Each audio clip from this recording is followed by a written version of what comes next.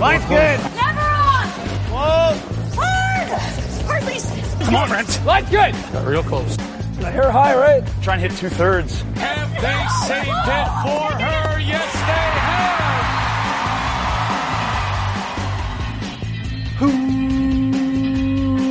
Welcome to Game of Stones, everybody.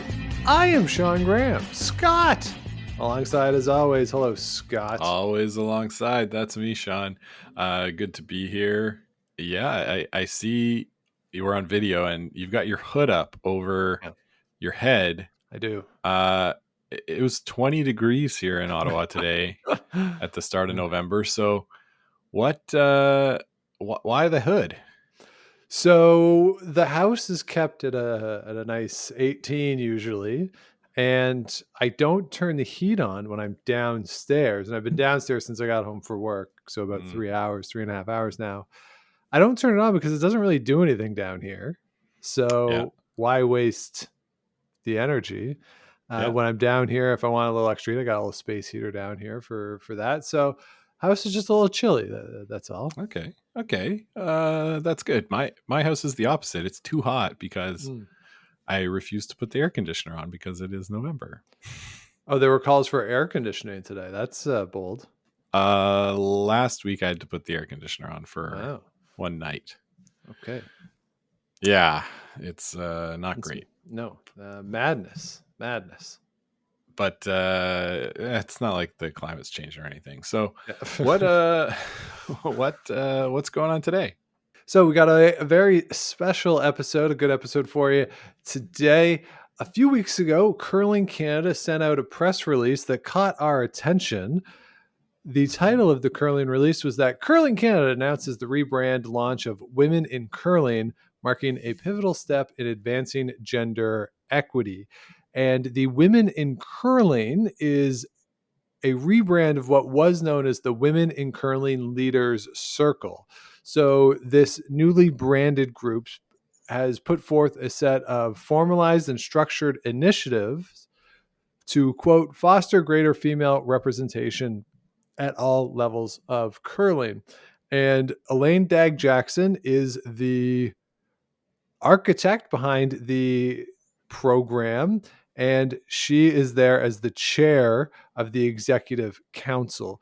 So I reached out to Curling Canada to see if Elaine would join us, and she was nice enough to give us some time to talk about the Women in Curling initiative. And talk about this with Elaine a little bit, but we had Catherine Henderson on a few years ago, Scott. And when we talked to Catherine, this was right after Curling Canada had made the prize purses for the Scotties and the Brier the same. And just another step in the process of having men's and women's curling at the elite level be on equal footing. And this is just another step in that process. And it's taking it not only from the elite level, and certainly that's going to be part of the focus of this group, but also down to the grassroots. And Elaine talks about some of the ways in which programs have already been started, initiatives have been started, but also that they're open to ideas and work that still needs to be done to ensure that everybody has a chance to come and play this sport that we all love so much. Yeah, that's really great. I wasn't able to be there for the interview, so I look forward to listening along. So with that, let's get right into my chat with Elaine Dagg-Jackson. All right, and Elaine Dagg-Jackson joins me now. Elaine, how are you today? I'm fabulous, and you? I'm doing really well. Very excited to have you here to talk about the rebranding or the relaunch or whatever we want to call it of the Women in Curling program. So before we get into some of the way forward and what the program is going to look like moving forward, could you just take us back to the original version of this initiative and how long it's been going on and what your involvement particularly has been? Yeah, well, back in 2019, Curling Canada had this marvelous opportunity to apply for a Sport Canada grant, and we received it. And it was to focus on gender equity primarily in the area of leadership. So, that's right up curling's alley, right? Because that's something we're already good at. Women in leadership roles within curling. We had a female CEO, we had, female national coaches for many years. We have female leaders in so many aspects, but we thought, you know what, we are pretty good, but we can be better. Like, wouldn't it be unbelievable to be able to have the opportunity to see how much better we could do? So we were given this wonderful grant that enabled us to say, what would happen if we brought a group of female leaders from across the country, from every area of curling involvement, together into a room and see what happens? And it was just the most unbelievable experience, where we had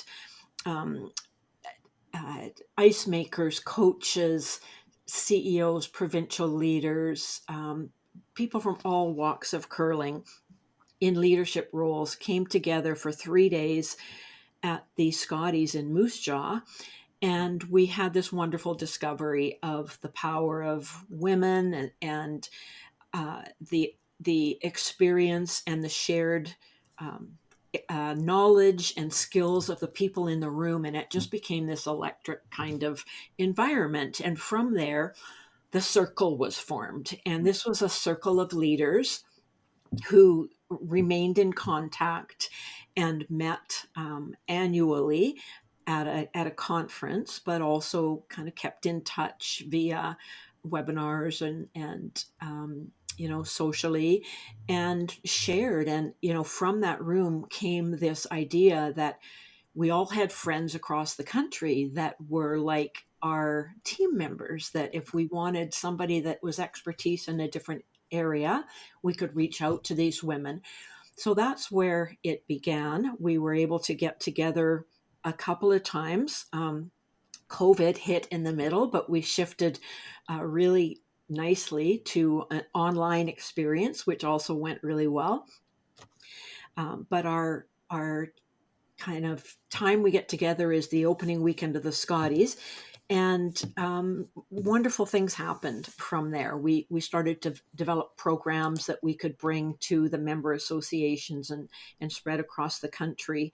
But then we had this opportunity for a bit of a shift. Yeah, so in looking at the history of the sport, we had Catherine Henderson on a few years ago when Curling Canada implemented, I think it was right when they implemented the equity in the prize pools between the Scotties and the Brier. And you've been in the sport for a long time. How have you seen the change in women's participation, both at the grassroots level, at the elite level, and also at the administrative level, the Catherine Hendersons of the world? How has that changed in your time in the sport? Well, you're right. I have been around for a long time, a long time. And it has changed in a lot of ways, but in some ways it's remained the same. So, the wonderful moments, like when at the Scotties, we were given equal prize money to what the Brier had, and equal prize money, equal. Everything was equal under Catherine's leadership, and that was new because, I'd been to a Scottie as a coach. I mean, Scottie many times as a coach, but when I went to a Brier as a coach, I thought, whoa, this environment's a little bit different. It's a kind of there's some different things here, but it's wonderful that we have those things today in place. But in curling, we always had, I came on to Curling Canada in 2004, but my predecessor, Lindsay Sparks, was the national team leader for female curling in Canada for the national team since 1991. Wow. So that's how long we had a female national coach or team leader in place in Curling Canada. So that's where there's been a bit of a shift, where I think we really do need to focus a little bit more. We have these leaders at the political level, at the volunteer level, at the organizational level, certainly in the staff. But we do need to we have found a few little gaps of where we do need to find ways to have women have equal opportunities and be seen as equals and trained as equals and have the confidence. And one of those areas is high performance. Yeah, absolutely. I think one of the biggest changes since I was a kid in the 90s and growing up watching it, coming home after school, is the level of play, obviously both men's and women's, but the women's play is really quite remarkable at this point, where they have all the shots. Homan, Anderson, Tirinzoni, Hassel, like the top teams have all the shots, and there's really not much weakness in there. And I'm wondering how much for you, in looking at the high performance growth at the women's level, how much is investment that has come from various governing bodies, and a lot of that has been post Olympics that you're seeing a lot more investment, and how much is opportunity, that women have more opportunities, right? When the Slam started, they didn't all have a women's field in them. So there's more and more cash fields and high performance opportunities for women. So where does sort of that development, the origins of it, in your opinion, how is it? Where does it come from? Yeah, I think it's both. I think it's women working really, really hard to be the best. It hasn't always been easy for women with jobs and families, a lot of them with young children, to be able to get out there and do the training that's required and do the work. And, these remarkable women have found ways to do that. They've figured it out. They've got these wonderful support systems.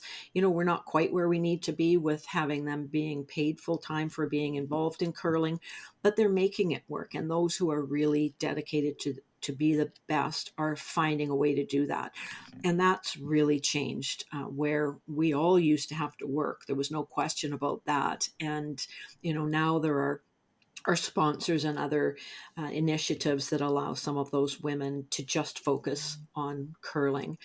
And the other is the shining of a light on female sport, on women in sport, and organizations understanding that the investment has to be there, that it's worthwhile. These women are going to do wonderful things and achieve wonderful things, and they're going to inspire the generations of young female athletes that come after them. So that investment definitely plays a role as well. Equal prize money, that it's worthwhile now for women to chase their dreams in curling.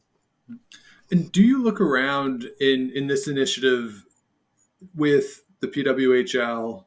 First season, very successful. The WNBA is having a big moment at the moment. Right? There's women's sports that are exploding. If you look at on the Olympic stage, it's really the women's side of the Canadian Olympic teams across all sports that win the majority of the medals. The last, I can't even remember how many, but it's multiple Olympics in a row. So when you're putting together this initiative, obviously it's women in curling, but when you look at the landscape of women's sports, it is part of what you're doing, looking out at what else is happening in the landscape of sports, perhaps even partnering with some folks in other sports. Absolutely. Definitely. We look outside our sport often. And in fact, ever since we first began the Women in Curling Initiative, we've had what we call a CEO panel at our annual conference, where we've had Anne Merklinger, the CEO of On the Podium, Lorraine Lafreniere, the CEO of the Coaches Association of Canada, and then Kathy Henderson, previously the CEO of Curling Canada, come together and talk about those kind of opportunities and ideas. And when we recently had them on, after the women's hockey situation just grew exponentially, they were so encouraging to us. They said curling is doing all the right things. We have this wonderful exposure on television at the highest level, but what we need to do is we need to filter that down and find a way for this to get down to the grassroots, so that girls look at these women on television and say, I want to be that girl. I want to be that woman. Yeah. And, that's what's happening. That's what we hear, those stories. And so it's not just in the high performance. We need to find a way to really affect every area of curling, so that women are, they want to be involved and they feel empowered to be involved. The one question I do have is that might seem somewhat, I don't mean this in a negative way or a critical way in any way, but with the growth of not only women's sports, but I think more amateur sports are getting more attention in Canada. One of the things about this country, we love this country, it's great, but there also is a limited base of funding that is available, both from government entities, things like On the Podium, and just private money. There's limits. So with the amount of new leagues that have been grown out, the on the soccer side, the men's and women's teams are competing now for more funds. Certainly, curling has its moment every winter where it gets all this attention, and a lot more attention every 4 years. But it strikes me as it's a more competitive landscape to try to get people's attention, both financial and just general attention, than it was maybe 30 years ago. So how does that kind of fit into this initiative? Well, I think it definitely does. Thankfully, I'm not really the one that has to go out and find the money, although I have lots of good ideas. um, we have a great history of having a lot of investment in curling. We've got wonderful sponsors. Our organization at Curling Canada is very strong in the hosting of events on television. The Grand Slam tour is just so influential in the sporting world. Like, curling is very fortunate to already have a great foothold in investment in sport. Of course, we can do better, and we need to do better because, especially in curling, other countries have these very small populations of curlers, and we have this huge population. And in order to support that from the grassroots all the way up to the Olympic podium is an immense responsibility. So I think we need to be creative. We need to really be able to tell our story in a meaningful way because our stories are so great. Our stories are so inspirational and motivational that I think people will invest in a good story, in something that's really exciting and motivating. Yeah, absolutely. Totally agree. So in this, the Women in Curling program has a roadmap to gender equity in curling. This is a 4-year plan from 2024 through 2028. And this strategically outlines the group's mission and vision and focuses on 4 key pillars. And you've mentioned a couple of these already, but I thought it'd be good to go through them one by one here. So the first is healthy participation. So with the goal of increasing participation among girls and women in curling. And you mentioned some of the structural issues or challenges that a lot of women face, where they're, disproportionate amount of childcare can fall on women, the challenges of that. I think when you look at who opted out of the bubble a few years ago, you could just look at who opted out and what the proportion was versus the men's field and the women's field. And I think that speaks to some of these issues that women are facing. So as the leader of this group, what are some of the ways that you can approach that, especially in an environment where I think a lot of clubs across the country are looking at new models anyway of the way they run leagues, but what sort of things is this group going to bring to the table, do you think, or initial ideas that you have? Yeah, well, some of the things that we talk about are the things that we've always done in curling. Are they appropriate? Do we need to do things the same way, or do we need to look at a different way of doing things? And we know that that 1 in 3 girls leave sport by the time they're in their teenage years or late teenage years. Wow. As compared to 1 in 10 males leave, sport in general. So how do we keep that 2/3 of that population of girls involved in sport? Like, are we doing it correctly? Are we making it relevant? Are we making them comfortable and confident? And as we look at some of those things, we realize that we do need to shift a little bit. And one of the most impactful thing we've done so far is create the Girls Rock program, where it's an experiential session where young girls from 9 to 14 come and experience curling for the first time. They're only girls. They're safe. It's designed to be fun and interactive, and and just really easy for them to just try it and see if they like it. And at the end of that, there's an opportunity for them to join in maybe a short league or some further pathway. But finding new ways to just get these girls in the door, make sure they have a wonderful time, make sure the program is relevant, that they're not competing against boys who might be, more confident or more aggressive or even more skillful in some cases, that we design those programs for success. And another example is female coaches, where we recently did a survey which discovered some really glaring things about how women feel about their role in coaching, that they're not as confident sometimes as the men. And it could be just as simply as just asking them that they don't, they just want to be asked to do something. But one of our next programs is to develop a confidence in female coaching kind of program, where we target a few areas that they may feel not as strong as they could be, and we help with professional development in those areas of coaching. So we're looking for ways to make a difference that are, that are relevant, that are timely, that are inclusive. So, all girls, all women should have an opportunity to try curling or to be involved in some way. Some of our programs also bring back past curlers. We have another event that we host during the Scotties opening weekend. It's called the Legends Reception, and it's for any past provincial Scottie champion to come and be recognized for her achievements, and how those women from the past 10, 20, 30 plus years were the inspiration for those young women that are out there competing at the Scottie today. And so we shine a light on them for the evening.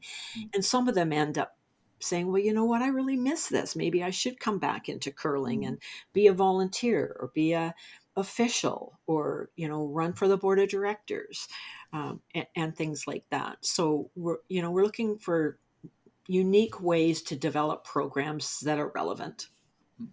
One of the things that I've read about, where some professional men's teams have had, women's nights at the ballpark, at the arena, inviting women to come out. And some of the feedback that I've read is those are often viewed as being very patronizing, and that the women who show up are treated as if they know nothing about sports or the team or anything at all. So what are some of the ways in which programs, if people want to implement things at their own grassroots level in their own clubs across the country, ways to ensure, as you're talking about, ways that are inclusive and are meaningful, that, because obviously you don't want to patronize really anybody new who might be coming into the sport. You want to welcome them and be inclusive. So what are some of the strategies that have been successful with the Girls Rock program?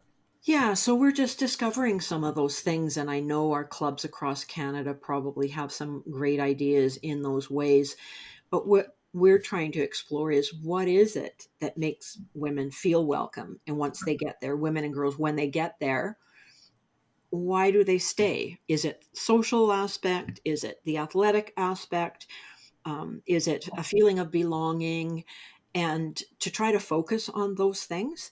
And so programs that we create, it's not just a program like a template, it's creating that feeling of, once you get there, we've checked the boxes. Yes, somebody welcomed me. Yes, somebody made sure I was comfortable and had somebody to sit with. Yes, I felt like I moved along at my own pace, or I could choose what I wanted to do. So influencing some of those things that make it a wonderful experience are some of the things that we focus on as we try to see what program we might develop next. So, in no way do we take anything away from the curling clubs. They are doing a really wonderful job at doing that. But if we could bring something that might help them shape one of those things that they're doing, then we would look to do that. Right. So the second second strategy, or the second pillar, I should say, is strong brand of curling. And this is one I think we've seen over the past few years, a change in the way curling's been branded, or at least the way Curling Canada has been branding the sport. We don't see I'm going to say the lighter commercials of Curling Canada. You know, when Chelsea Carey had won the Scotties, the woman falling through the studio ceiling, like those sort of silly commercials are gone. The Carrie Anderson, Brad Gushu commercials that have run the past few seasons, really more on the focus and the intensity of the sport.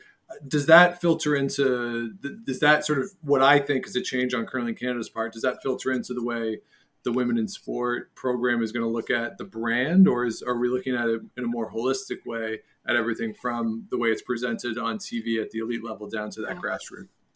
Well, I think all of those things. What we are mainly focusing in our infancy, you know, here we're not very old, and we've had very little money, you know, since we had the Sport Canada grant for 2 years. The last 3 years we've been operating on a shoestring, really, and so our impact is, you know, I think it's great for what we have. The strong brand is, the focus is, there's a lot of great things going on, and how do we attach to those things or leverage those things, because they are about women. Like the Scotties is the place where we belong. It's a natural to, you know, to link up with the Scottish Tournament of Hearts, to, you know, to look at all the things that Kruger has done for women's curling in the past 40 plus years. There are these wonderful things like Girls and Women in Sport Day, which we do a promotion, our Girls Rock promotion, and we have influencers go on their social media and talk about what the sport of curling did for them on Girls and Women in Sport Day. So we try to link with existing situations that are already in place that, you know, have a nice, respectful, you know, resonating presence for women. You know, curling is really serious at the upper end, but it's really fun at the other end, right? So it's not that the funny things were inappropriate, it's just they didn't represent that level of curling, and the high performance curlers wanted to be represented differently. But when you go to a club with young girls and women and, you know, just recreational situations, they just want to have fun. So we need to look at that as well. We need to look at appropriate places to connect ourselves with, and appropriate partnerships to explore. Yeah, absolutely. One of the biggest parts of this program, I think just the sport in general, is the brand, and the people understand what curling is and what it should be when you go out on a Wednesday night to go play. So the third pillar is financial health and stability. This one, I mean, it could be its own group dealing with just financial health and stability. But what sort of things do you plan on looking into when you have? To me, that's a very broad way or a broad pillar. So what sort of stuff do you anticipate looking into when it comes to the financial health? Well, our long-term vision would be to have a completely financially independent entity where we didn't rely on Curling Canada funding specifically assigned to it, that we would be able to, you know, approach and find appropriate investment from opportunities, and establishing contingency reserve by, you know, raising funds in whatever way we determine to be the best for our organization, and, you know, be financially independent in the long term. Right now, Curling Canada is the main sponsor or investment in this initiative. When we didn't have the Sport Canada funding anymore, Curling Canada saw that it was extremely important, and wanted to make sure that it that it continued to exist. But now, we need to explore, as all organizations do, of how to be healthy and strong and financially independent. And, one of our new executive committee positions that we're searching for right now is a person to help us in that area. Yeah, and certainly a challenge for all organizations, as you say, and clearly an important part. Is part of the goal, obviously any sort of initiative like this is going to cost money, is part of the vision that this can help subsidize grassroots programming? Is that part of the ultimate goal, do you think, that it would be a part of it? Obviously you need funding to run the organization, but that it would be part of a way that potentially to help subsidize, get these programs off the ground, disperse them across the country? Yes, I think so. So a good example of that is our Girls Rock program, where our For the Love of Curling foundation manager for Curling Canada, Brody Bazinet, came to our Girls Rock in Prince George a few years ago and went, "Oh my gosh, this is like the most amazing thing that we need to take this across the country." And she went back and found the funding through the foundation to bring it to every member association. So every province and territory in Canada now gets an allowance to host one Girls Rock experience per year in their province or territory.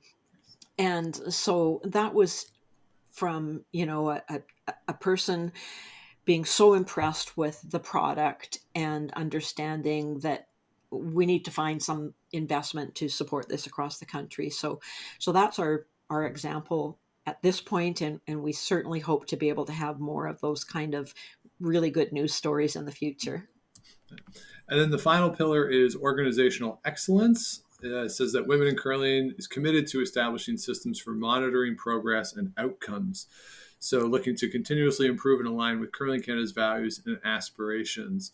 This is one of these things that, like a nerd like me, who kind of likes reading sort of status reports and annual reports, like I like that kind of stuff. But what sort of things could people potentially be looking for in the future to follow along with the group's progress, in addition to obviously the tangible programming? You can go hopefully to a club, participate in a program, but in terms of if people want to keep track of the more, dare I say, mundane aspects of committee work that comes out of it, and if they want to keep up, what sort of should they potentially expect? Well, we need to be accountable for everything that we do, as all organizations do. And, for every investment we make, we need to have outcomes that show that that was a good investment, and that, maybe it's even worth more than what the investment was. And we do that by tracking results, by tracking numbers, by exit surveys, by having a really great plan. We've definitely professionalized ourselves in the last 1 to 2 years by having Brody come on to our executive committee and forming this executive committee of 5 of us right now who have skills in different areas of business. And, most of us have some type of a business experience background where we're not just, going to the curling rink. We are running an organization here now that must be accountable and must be productive, must show results, and must be a really great reflection of the organization that we represent. Curling Canada has an excellent reputation. They're, looked at from around the world as being great at what they do and professional. And we need to be just as professional and just as, totally aligned with Curling Canada and their image. Absolutely. So part of what is going on right now is the call for applications that is out to be part of the Women in Curling Executive Council. the due date or the application deadline, I should say, instead of due date. Due date makes it sound like it's a school assignment. Right? The application deadline is November the 17th. So if people want to get involved, Elaine, and want to put their name forward to join the Executive Council, what sort of positions are you looking for? What sort of people and skills are you looking for? And what do people need to do to get that application done? Yeah, so the application is available under the Women in Sport link on the Curling Canada, curling.ca website. So you just go to that link and then you can just put in Women in Curling in the search and it'll come right up for you. And there's 3 openings on the executive right now. The 3 are brand and communications, participation, and personal and professional development. So we ideally would like to have people that have some expertise in those areas, plus like a love or a zest to make a difference, like somebody who's really passionate to make a difference and move the yardsticks and brings, a skill set appropriate to those 3 areas. So brand and communications, we've just launched our new logo, which is beautiful. And It is. We have all sorts of opportunities of what we can do with our image and our social media and our stories that we tell. And, this person might have experience in media or public relations or social media or just a real interest in that area.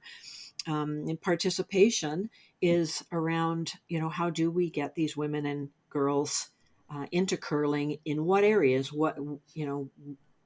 we will establish the priorities of the organization as a group, but the participation lead will be responsible for, how are we going to do this and who do we need to have around the table to help us with this. So, that might be a person that has some experience in recruitment or reaching out or creating programs for specific niches and that kind of thing. And then the third role is personal and professional development, which is where we began at, when we first came together as a smaller group, was we wanted to provide an environment where women could come together and grow and learn and become more confident, personal development, professional development. So it's not so much about curling, although it's sometimes about curling, when it's in the coaching area. It's more about curling, but mostly it's about personal development. So we have strong, confident women and girls that feel really good about going out and making a difference out there. So this person will be responsible for helping us try to create that professional development arm beyond those 3 positions, because 3 positions doesn't really sound like a lot in the whole country of Canada. Yeah. So I really want to add that there are lots of other opportunities to be involved in all of our committees with all of the things that we do. So the Executive Council, they oversee these things, but we've got the Girls Rock and the Coaches Rock, and we've got a Women in Curling Summit, and we've got webinars, and we've got these different initiatives that we host and organize, that we also need lots of energetic and enthusiastic women to be involved with. So there's room as well on committees, and we know people will reach out with specific interests. Okay, so if people want to be part of, maybe on the committee level, if they don't have time to be part of the full executive, it would be the same process to reach out through the application, through the website? Yeah, I think so. Yeah, I mean, I don't know whether, they could contact us through the website for sure. And I mean, as we develop things, you're going to hear about them. Like, people are going to hear about them. And I hear from people out in the community, somebody told me they heard from somebody that they really are interested in this area. Right. And so, they can contact their member association to also figure out how to reach out as well.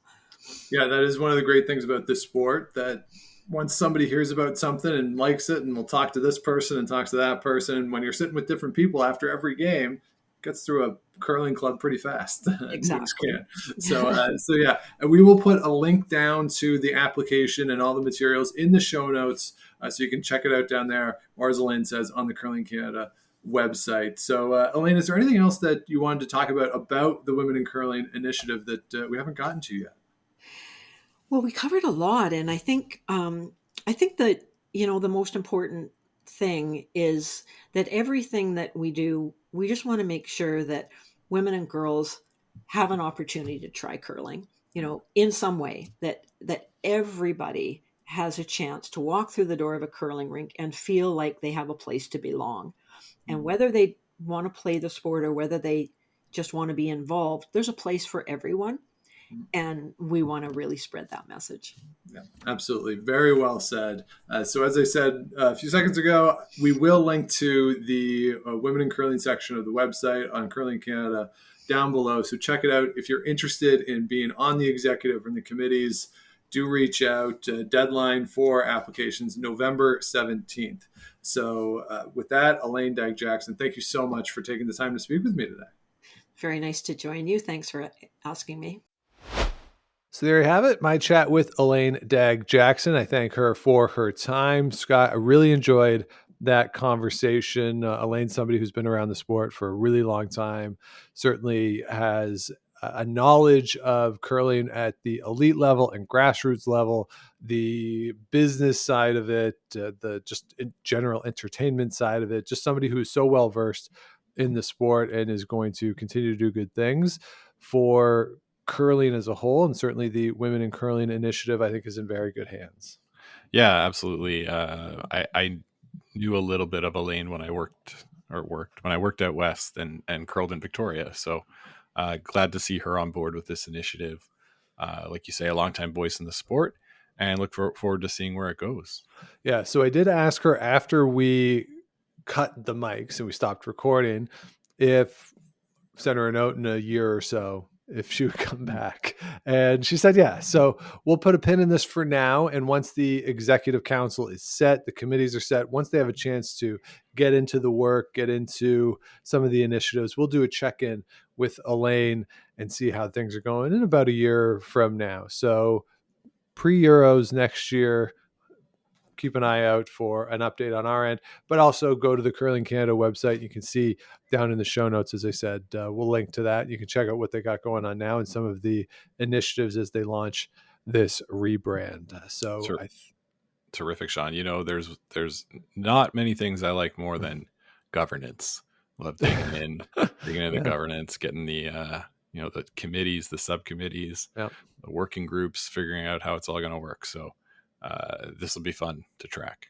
Absolutely. So with that, we will say thank you so much for listening, everybody. If you have not yet, please do subscribe wherever you get your shows, like, rate, comment. All that good stuff helps other people find the show and keeps us growing. Head on over to GameOfStonesPod.com. Past episodes are there under the episodes tab. You can also find the merch available, hoodies, toques, t-shirts, all that good stuff there is available under the merch tab. We're on the socials at Game of Stones Pod, except for Facebook, where it's Game of Stones Podcast.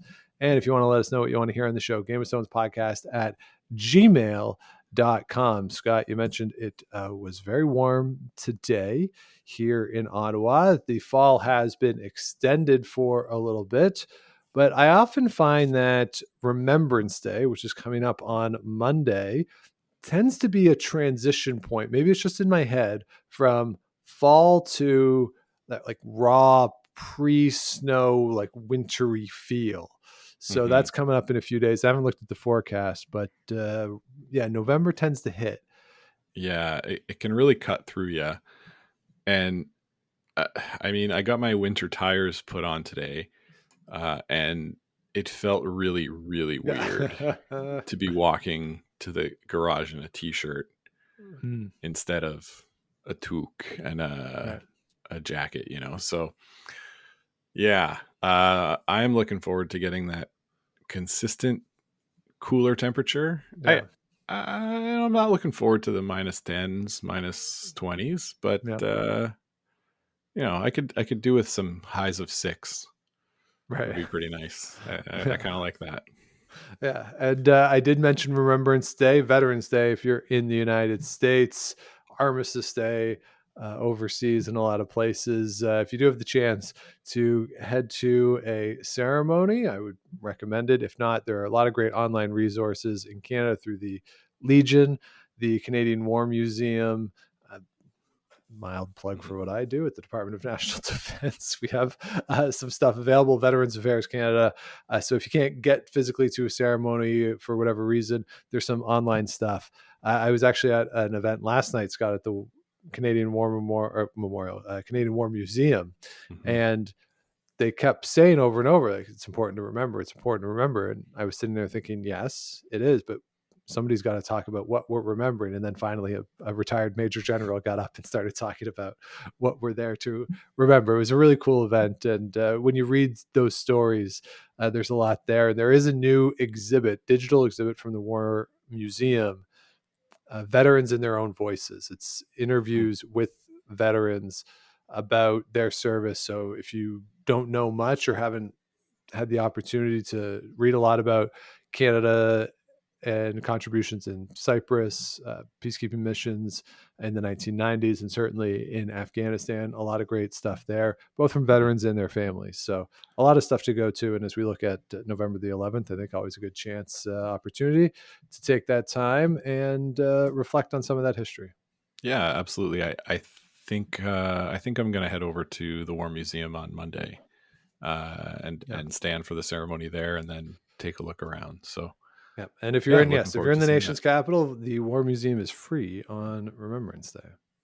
Absolutely. So it doesn't open until after the ceremony for the exhibits and stuff, but from noon until close time, it is free. So it's the history of Canada's military around the world. It's out there. You can read it, but certainly I was really enjoy the personal stories of the individuals who enlisted and participated in these various conflicts. So encourage everybody, if you get the chance to do so.